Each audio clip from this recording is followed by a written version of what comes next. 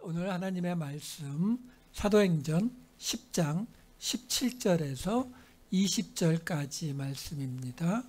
사도행전 10장 17절에서 20절까지 말씀 제가 읽어드리도록 하겠습니다.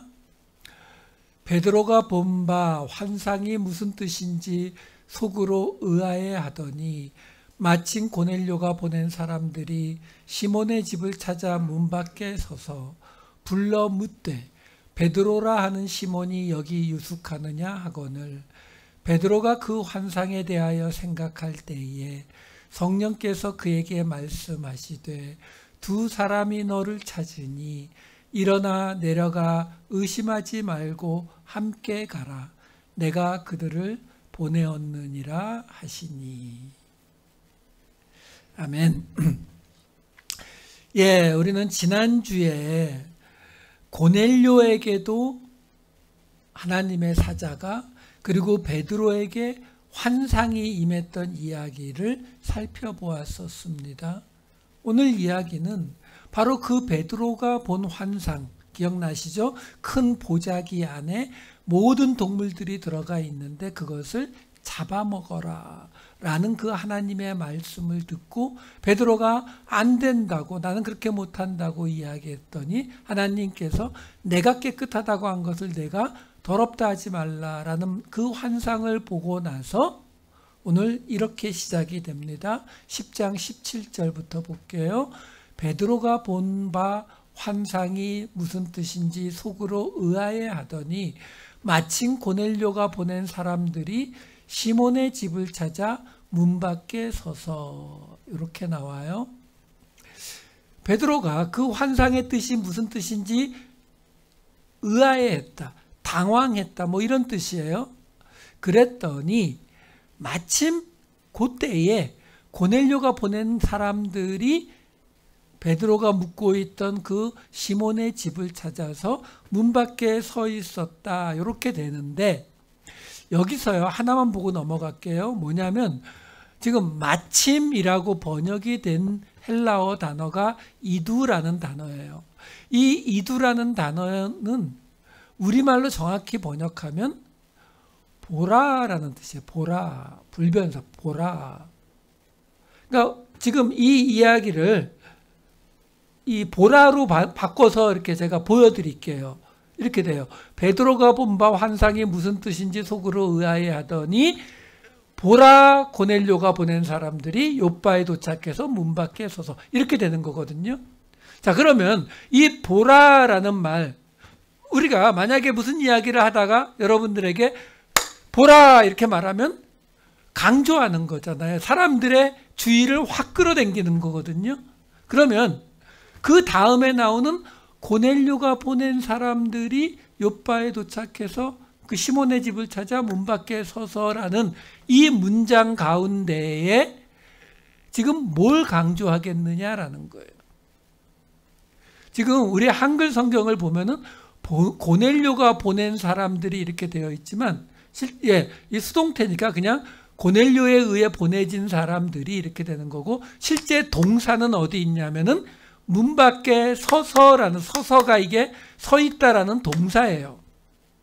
그러니까 지금 이 문장은 사실 베드로가 그 환상이 무슨 뜻인지 고민하고 있을 때에 의아해하고 있을 때에 보라 사람들이 문 밖에 서 있더라. 이걸 지금 그 타이밍을 지금 강조하고 있다라는 거예요. 이걸 머릿속에 잠깐 두세요. 이따가 다시 나올 거거든요. 자, 그래서 베드로가 그 사람들이 베드로가 여기 있느냐라고 묻고 그랬을 때 그 상황, 그 다음 상황을 오늘 본문이 이렇게 말해줍니다. 10장 19절에서 20절 베드로가 그 환상에 대하여 생각할 때 이때 지금 바깥에서는 그 사람들이 여기 지금 베드로가 여기 이 집에 있느냐라고 묻고 있는 거예요. 그때 성령께서 그에게 말씀하시되 두 사람이 너를 찾으니 일어나 내려가 의심하지 말고 함께 가라 내가 그들을 보내었느니라 하시니 이렇게 나와요.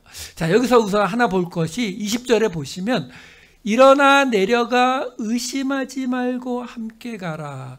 의심하지 말고, 의심하다, 디아크리노라고 하는 단어인데 이 단어 의심하다라는 뜻도 있어요. 하지만 여기서는 그것보다 이 단어의 본래의 뜻이 뭐냐면 구별하다, 분리하다, 반대하다의 뜻이거든요. 왜 그러냐면 의심하다라고 이걸 번역하게 되면 이게 베드로의 믿음의 문제로 우리가 자꾸 받아들여요. 근데 아직 그 레벨이 아니거든요. 그러니까 지금 여기를 어떻게 번역하면 더 좋으냐면 지금 베드로가 지금 이 환상은 무슨 뜻이지 하고 있을 때에 저 밑에서 지금 문 두들기면서 여기 이 집에 베드로 있습니까? 하고 찾아왔단 말이에요. 그래서 성령이 뭐라고 얘기하시냐면은 내려가서 그들, 지금 찾아온 그들과 너를 분리하지 말고, 구별하지 말고, 반대하지 말고. 왜요? 이방인들이거든요. 이 당시 유대인들에게 있어서 이방인들과 함께 한자리에 있는 것만도, 그 이방인의 집을 방문하거나 이방인과 함께 식사를 하는 것만도 죄예요. 하면 안 되는 거라고요. 그래서 실제로 베드로도 고넬료의 집에 갔을 때에 제일 먼저 한 말이 뭐냐면 10장 28, 29절에 이렇게 나와요. 이르되 유대인으로서 이방인과 교제하며 가까이 하는 것이 위법인 줄은 너희도 알거니와 하나님께서 내게 지시하사 아무도 속되다 하거나 깨끗하지 않다 하지 말라 하시기로 부름을 사양하지 않고 왔노라. 묻노니 무슨 일로 나를 불렀느냐. 자, 여기 보세요. 베드로가요 환상을 봤잖아요. 그 환상이 무슨 뜻이지 고민하고 있을 때 이방인들이 찾아왔어요. 그러면서 우리 주인 고넬료의 집에 좀 같이 가주셨으면 좋겠습니다 라고 말하는데 성령이 뭐라고 하냐면 이방인이라고 해서 저들과 너를 구별하지 말고 분리하지 말고 반대하지 말고 따라가라 라고 말했거든요. 그러니까 지금 따라가서 고넬료에게 뭐라고 이야기해요? 내가 유대인으로서 여기 오면 안 되는 거, 우리한테 금지된 거 너 알지 않느냐. 하지만 하나님께서 내게 아무것도 속되다고 하지 않다고 했기 때문에 내가 왔다. 다시 말해서 뭐예요? 지금 베드로는 자기가 보았던 그 환상, 보자기에 있는 것을 먹으라고 했던 그 환상이 무슨 뜻이라고 보고 있어요?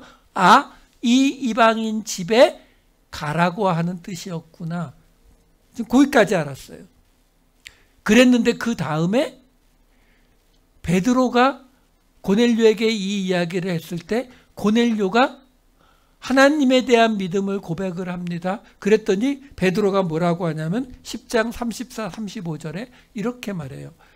베드로가 입을 열어 말하되 내가 참으로 하나님은 사람의 외모를 보지 아니하시고 각 나라 중 하나님을 경외하며 의를 행하는 사람은 다 받으시는 줄 깨달았도다. 무슨 말이에요? 이제 베드로가 처음에는 그 자기가 본 환상이 무슨 뜻인지 몰랐다가 성령이 와서 그 이방인들을 따라가라고 하니까 아, 이 이방인들을 따라가라고 그 환상을 보여주셨구나 까지 갔다가 지금 그 다음에는 하나님이 이 이방인들을 받으신다는 뜻이로구나. 지금 이 자기가 본 환상에 대해서 베드로의 이해도가 점점 상승하고 있는 것을 볼 수 있어요. 그러면서 그 와중에 10장 45절에는 무슨 말도 같이 나옵니까? 베드로와 함께 온 할례 받은 신자들이 이방인들에게도 성령 부어주심으로 말미암아 놀라니. 베드로하고 함께 온 형제들이 있었어요. 그들이 누구예요? 10장 24절에 이렇게 나와 있었죠. 이튿날 가이사라에 들어가니 그게 10장 24절인가요? 제가 죄송합니다. 10장 23절인데 제가 잘못 말씀드렸어요. 10장 23절에 뭐가 나오냐면 이튿날 일어나 그들과 함께 갈새 욥바에서 온 어떤 형제들도 함께 가니라 이렇게 나오거든요. 자, 그러니까 뭐냐면 욥바에서 지금 그 고넬료가 보낸 사람들의 초청을 받고 가이사랴로 갈 때에 그 요바에 있었던 형제들이 함께 간 거예요. 근데 그 사람들이 지금 45절에서 그 이방인 고넬료에게 성령이 내리는 걸 보고 놀랐다라는 거죠. 세팅이 마치 연극 무대처럼, 드라마처럼 이미 시나리오가 쫙 짜여져 있죠. 왜? 지금 제가 계속 말씀드리지만 사도행전에서 가장 중요한 부분이라고 말씀드렸잖아요. 다 가이사랴로 모여서 생긴 일이라고 말씀드렸잖아요. 그렇죠? 이 가장 중요한 이 고넬료의 이야기 안에 지금 하나님께서 이 이야기를 베드로가 예루살렘에 가서 전할 때에 증인이 될 사람들까지 다 딸려 보내시는 거예요. 근데 여기서 우리가 하나 좀 생각은 하고 지나갑시다. 뭐냐면 바로 이 베드로라고 하는 사람이에요. 무슨 말이냐면 지금 베드로는요, 예수님 따라다니던 베드로가 아니잖아요. 사도행전이니까 우리가 알다시피 이미 성령을 받았고, 그렇죠? 하나님께서 역사하시는 기적들을 행하고 있고 본인이 직접 그런 경험들을 이미 하고 있는, 그리고 새로 시작한, 쉽게 말하면 예수교라고 하는 새로 시작한 이 신흥 종교의 이거잖아요. 이거 보스. 그런 베드로인데 하나님이 주신 환상에 대해서 전혀 모르더라라는 거죠. 성령이 와서 말씀해 주시니까 요건가? 근데 그 다음 단계를 보고서야 이거구나 이렇게 알더라는 거죠. 그러면 그 베드로는 혹시 그 이후에 로마가, 콘스탄티노플이, 그리고 한국에 우리가 이 복음을 믿게 될 걸 알았을까요? 전혀 아니죠. 지금 오늘 이 이야기도 그 모습을 우리에게 동시에 보여주고 있는 거예요. 왜요? 여러분, 우리가 자꾸 제가 수도 없이 말씀드리잖아요. 우리는 이 한국 전통적인 생각이 있기 때문에 자꾸 어떤 레벨에 어떤 것이 저 수준이 올라가면은 그것이 우리가 흔히 말하는 도통해지고 해탈하는 도사가 되는 자리까지 올라간다고 자꾸 착각을 해요. 어떤 목사님이 설교를 잘하거나 어떤 권사님이 기도를 잘하거나 하면은 그분들이 이미 예수님 수준으로 올라가 있는 줄 알아요. 뭐 본인들도 그러고요. 그래서 어떤 분들은 기도의 은사 받을 수 있어요. 설교의 은사, 가르침의 은사, 뭐 여러 가지 은사 받을 수 있어요. 근데 그 은사를 받고 나면 무슨 얘기합니까? 이번 대통령은 누가 되는 게 하나님의 뜻입니다. 뭐 이런 소리 하잖아요. 여러분, 그거 왜 그래요? 다른 사람들도 그렇고 본인도 그렇고 내가 어떤 은사를 받으면 내 수준이 올라가는 줄 알아요. 아니요, 그렇지 않아요. 아무리 복음을 전하고 지금 베드로의 모습을 보세요. 하나님이 알려주신 데까지밖에 못 가는 거예요. 그리고 하나님의 말씀은 항상 뭘 이야기해요? 정치, 경제, 가정 문제, 자녀 문제, 사업 문제? 아니요. 이 사도행전에만 해도 지금 성령이 임하는 이야기가 오순절날 임했고 여기 고넬료의 집에 임하거든요. 볼까요? 10장 45, 46절, 2장 11절 같이 볼게요. 베드로와 함께 온 할례받은 신자들이 이방인들에게도 성령 부어주심으로 말미암아 놀라니 이는 방언을 말하며 하나님 높임을 들음이러라. 오순절날 그레데인과 아라비아인들이라 우리가 다 우리의 각 언어로 하나님의 큰 일을 말함을 듣는도다 하고. 여러분, 지금 제가 이 고넬료의 이야기가 사도행전에서 가장 중요한 이야기라고 했잖아요. 지금 이제 베드로가 고넬료에게 가서 말씀을 전하기 직전이에요. 근데 이 고넬료의 이야기가 어디까지 가는 줄 아세요? 이게 지금 10장인데 11장으로 넘어가면은 이 고넬료에게 성령이 임한 사건을 베드로가 예루살렘에 가서 보고하는 이야기가 나오고, 안디옥 교회 이야기 조금 나오고 나서 12장에 가면은 그 일로 인해서 헤롯이 야고보를 죽이고 베드로를 감옥에 가두는 이야기가 나오고 베드로가 그 감옥에서 천사의 도움으로 빠져나오는 이야기가 나오거든요. 그리고 12장의 맨 끝에 뭐가 붙어 있냐면 헤롯이 가이사랴에서 설교를 했는데, 그러니까 뭐 연설을 했는데 사람들이 신의 소리 같습니다 라고 말하니까 그것을 하나님께 영광을 돌리지 않았다고 벌레에 먹어 죽었다라는 이야기가 끝이에요. 그 다음 이어지는 13장부터의 이야기는 바로 바울과 바나바의 이야기로, 그때부터 사도행전 끝까지 바울의 이야기만 나오는 거예요.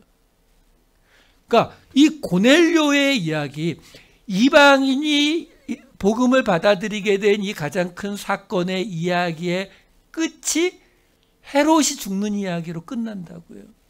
그런데 여러분, 헤롯은 에돔 족속의 후예예요.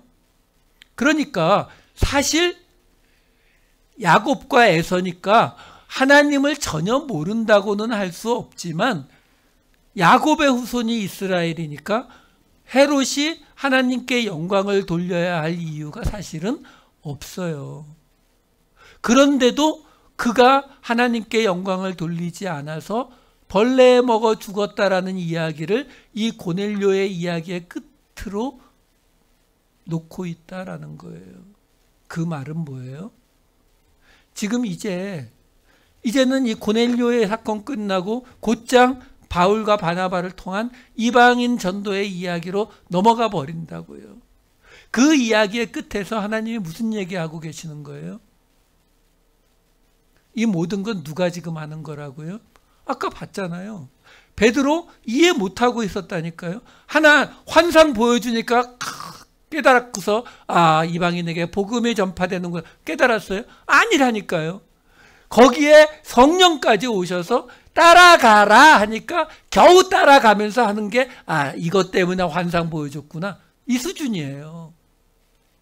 단계로 그 이상을 넘어가지를 못한다고요. 우리가 흔히 말하는 것처럼 하나님의 은사 받고 열심히 성경 보고 열심히 기도했더니 남들은 한 수, 두 수 보는데 5수, 10수 저 미래를 내다보고 있다.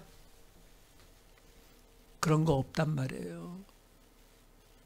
아까 보았듯이 성령이 임하면 나오는 것은 하나님 높임이에요.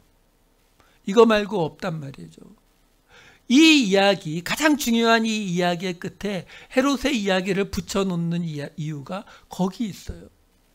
이때로부터 한참 지나서 사도 바울이 한참 사역을 하고 있을 때에 사도 바울이 갈라디아서에 이런 걸 적어놔요. 갈라디아서 2장 12, 13절. 야고보에게서 온 어떤 이들이 이르기 전에 게바가 이방인과 함께 먹다가, 게바는 베드로예요. 함께 먹다가 그들이 오매 그가 할례자들을 두려워하여 떠나 물러가매 남은 유대인들도 그와 같이 외식함으로 바나바도 그들의 외식에 유혹되었느니라. 하여간 바울이 까칠스럽긴 해요. 자기 제자들이 안 받아줄 때 받아준 게 바나바였거든요. 근데도 한참 뒤에 이방인들과 밥을 먹다가 할례자들이 오는 걸 보고 두려워해서 도망간 그 베드로와 그리고 바나바까지 한 방에 까고 있잖아요. 근데 여러분 이거 생각해 보셔야 돼요. 바로 이제 이 뒤에 고넬료 이야기 끝나자마자 예루살렘에 가서 베드로가 이 이야기를 보고했을 때 그 예루살렘에 있는 모든 제자들이 이방인에게도 복음이 전파되는 걸 받아들인다고요. 그리고 나서 조금 더 가면은 다시 예루살렘 회의에서 바울 때문에 이방인들에게 이 음식이나 이런 것들을 지키게 할 것인가 말 것인가 그 얘기도 또 나오거든요. 근데 그리고 나서 그 당시 최고 대빵에 해당되는 베드로가 바나바, 위로의 아들이라는 바나바가 조금 그랬다고 사도 바울 여지없이 치잖아요. 근데 여러분 이걸 만약에 지금 우리 상황으로 한번 바꿔놔 보세요. 어느 목사님이, 어느 장로님이 교회에서 이미 이렇게 하기로 교단에서 이미 교리로 결정된 어떤 게 있는데 그거를 두려워해서 숨더라. 쫓아내버리지 않았을까요? 여러분, 우리가 복음을 받아들일 때에, 하나님을 믿을 때에 항상 잊지 마셔야 되는 것은 그 어떤 은사를 받았던, 그 어떤 큰 쓰임을 받았던 우리는 죄인이라고 하는 자리에서 한 발자국도 바뀌지 않았다라는 사실이에요. 바뀐 척하지 마시라고요. 다른 사람에게 바뀌어야 된다라고 요구하지 마시라고요. 안 바뀌었기 때문에 예수님의 은혜가 필요한 거예요. 안 바뀐 자신을 깨닫고 예수님의 은혜로 가야 되는 것이 우리가 가야 되는 길이다라는 거죠. 이 이야기가 바로 이 고넬료의 이야기의 결론으로 붙어 있다는 것을 잊으시면 안 돼요. 자, 다시 본문으로 돌아갑니다. 10장 19절로 돌아갈게요. 베드로가 그 환상에 대하여 생각할 때에 성령께서 그에게 말씀하시되 두 사람이 너를 찾으니. 두 사람이라고 나와요. 성경책 맨 밑에 보면은 어떤 사본에 세 사람이 이렇게 나와요. 근데 앞에 보시면 10장 7절 8절 보시면 고넬료가 몇 명을 보냈는지가 나와요. 마침 말하던 천사가 떠나며 고넬료가 집안 하인 둘과 부하 가운데 경건한 사람 하나를 불러 이 일을 다 이루고 요바로 보내니라. 몇 명 보냈어요? 3명. 근데 왜 2명이라 그래요? 그게 왜 그러냐면요, 신약성경 사본이 무지 많습니다. 몇천 개가 돼요. 근데 그 중에 가장 오래된 거는 조그만 조각밖에 없어요. 파피루스로 된 거. 이게 한 AD 100년경에. 근데 그거 말고 양피지로 돼서 그래도 신약성경 거의 전체 가까운 부분이 나오는 가장 오래된 게 4세기예요. 그러니까 국교가 된 다음, 로마의 국교가 된 다음에, 그래서 가장 오래된 거 가지고 있는 게 지금 신의 사본이라는 거하고 바티칸 사본이라고 하는 두 개가 있는데, 그리고 그 다음에 유명한 알렉산드리아 사본이라는 거는 한 100년 뒤져요. 한 5세기. 그러니까 가장 오래된 이 두 개 중에 바티칸 사본에 여기 두 사람이라고 나와요. 신의 사본엔 세 사람. 알렉산드리아 사본, 그 외에 대부분의 사본은 다 세 사람. 근데 한글 성경은 세번역과 현대어 성경 빼고는 다 두 사람. 예. 한국의 어느 유명한 목사님이 두 사람이라고 하시는 바람에 안 바꿔요. 그냥 두 사람으로 놓고 있어요. 세 사람이에요. 두 사람이면 어떻고 세 사람이면 어떻겠어요. 그렇죠? 근데 아니거든요. 왜 그러냐면 여기 지금 집안 하인 둘과 부하 가운데 경건한 사람 하나를 불러 이렇게 나오는데 요것이 헬라어로 나오는 구절을 제가 그대로 보여드릴게요. 두 사람의 하인이라고 나오는데 이 오이케토는 하인이 아니고 집안 사람이에요. 그러니까 가족이나 동거인. 그리고 그에게 변함없이 진지한 경건한 군인 하나 이렇게 돼요. 그러니까 제가 지금 이건 왜 설명을 해드리냐면 고넬료가 세 사람을 보냈는데 한마디로 말씀드리면 두 사람은 집안 사람이고 한 사람은 그 두 사람과는 구별이 되는 변함이 없는 경건한 군인 하나. 이런 뜻이라고요. 자, 왜 제가 이 말씀을 드리냐면 이런 이야기가 그냥 들어가지 않거든요. 왜? 고넬료가 사람을 부하를 보냈다? 그 부하가 와서 말했다. 간단한 얘기거든요.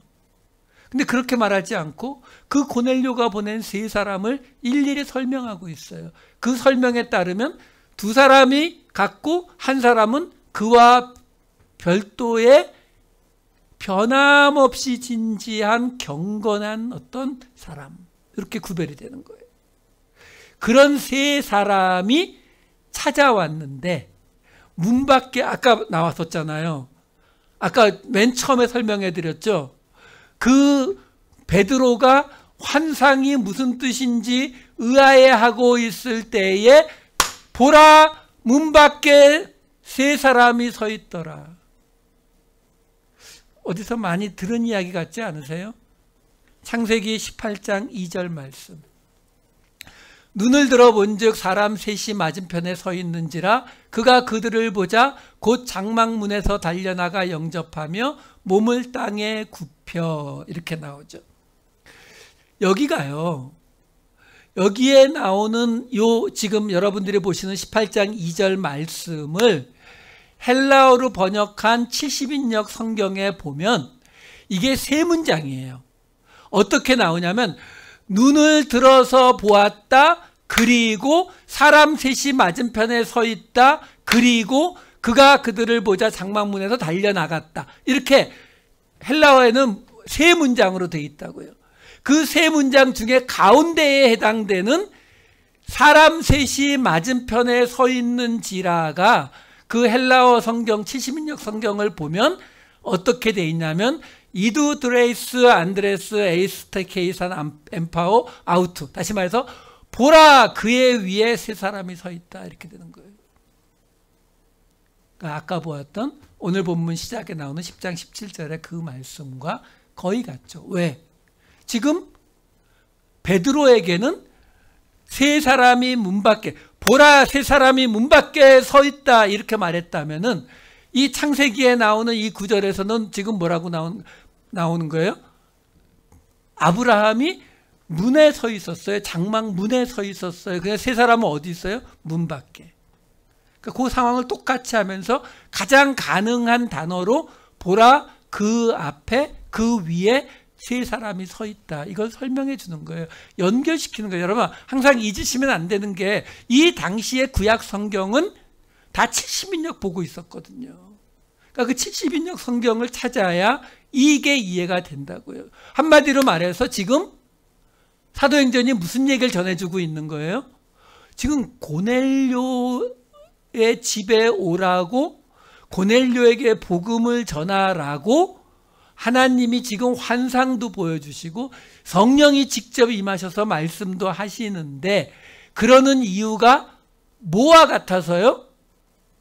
창세기 18장에 아브라함 앞에 세 사람이 나타났던 사건, 거기서 세 사람 중에 두 사람은 먼저 소돔과 고모라로 갔을 때 이 한 사람 남은 사람을 뭐라 그래요? 여호와 하나님이라고 구별을 딱 해버리잖아요. 그러니까 오늘 본문에도 이 두 사람과 한 사람을 구별을 해주고 있는 거거든요. 그러면 창세기 18장에서 이 세 사람이 있는 걸 보고 아브라함이 식사 대접을 해요. 그 식사 대접을 하니까 그 식사를 다 먹자마자 그 중에 한 사람 여호와가 무슨 이야기를 한다고 나옵니까? 창세기 18장 9절에서 10절. 그들이 아브라함에게 이르되 내 아내 사라가 어디 있느냐? 대답하되 장막에 있나이다. 여기는 그들이 말했어요. 세 사람. 근데 10절에는 하나예요. 그가 이르시되 내년 이맘때 내가 반드시 내게로 돌아오리니 내 아내 사라에게 아들이 있으리라 하시니 사라가 그 뒤 장막문에서 들었더라. 여러분, 우리가 아브라함이 100세, 사라가 90세가 되었는데 아이를 낳겠다는 것은 요 창세기 17장에도 나와요. 바로 앞에도. 할례 언약 받을 때에도. 근데 그때는 아브라함에게 말씀하셔서 아브라함이 속으로 내가 99세고 내 아내가 90세인데 무슨 아이를 낳을 수 있을까? 이렇게 하나님의 말씀을 듣고 웃거든요. 근데 18장에서는 사라가 듣습니다. 여자니까. 우리가 알죠? 아브라함이 나중에 그두라를 만나서 애들을 또 낳아요. 그러니까 아브라함은 생식 기능이 있죠. 사실 아이를 못 낳고 있는 거는 사라가 나이가 들었기 때문이죠. 근데 그 사라가 이 이야기를 듣죠. 그러니까 사라는 아주 구체적으로 그것이 불가능하다는 걸 생각하죠. 창세기 18장 11절 12절에 뭐라고 나옵니까? 나이도 많고 생리도 끊어졌는데 무슨 즐거움이 있겠냐. 이 이야기를 지금 왜 연결시키고 있는 거예요? 지금 이방인들과 접촉하는 것만으로 죄가 되고 있는 그 유대인 사회에서 그 유대인으로 종교적으로 살아왔던 베드로를 포함한 모든 사람들에게 이 고넬료의 사건이 뭐라고요? 나이가 90이 돼서 생리가 끊어진 할머니가 내년에 애를 낳게 된다라고 하는 것만큼 황당한 이야기다 라고 말해주는 거예요. 근데 뭐라고요? 그런데 이삭을 낳잖아요.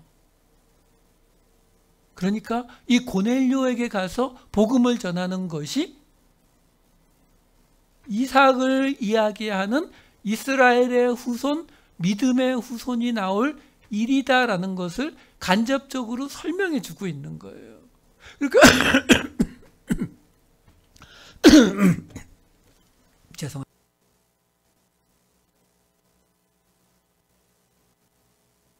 그러니까 이 일이 그만큼 믿을 수 없다라는 거죠. 그러니까 베드로가 11장에 가면 예루살렘에 가서 이 사건을 보고할 때 이렇게 보고하는 걸 들을 수 있어요. 11장 17절. 그런즉 하나님이 우리가 주 예수 그리스도를 믿을 때에 주신 것과 같은 선물을 그들에게도 주셨으니 내가 누구이기에 하나님을 능히 막겠느냐 하더라. 무슨 말이에요? 베드로가 그것이 이해가 됐다 안 됐다? 안 됐다. 베드로가 동의가 됐다 안 됐다? 안 됐다.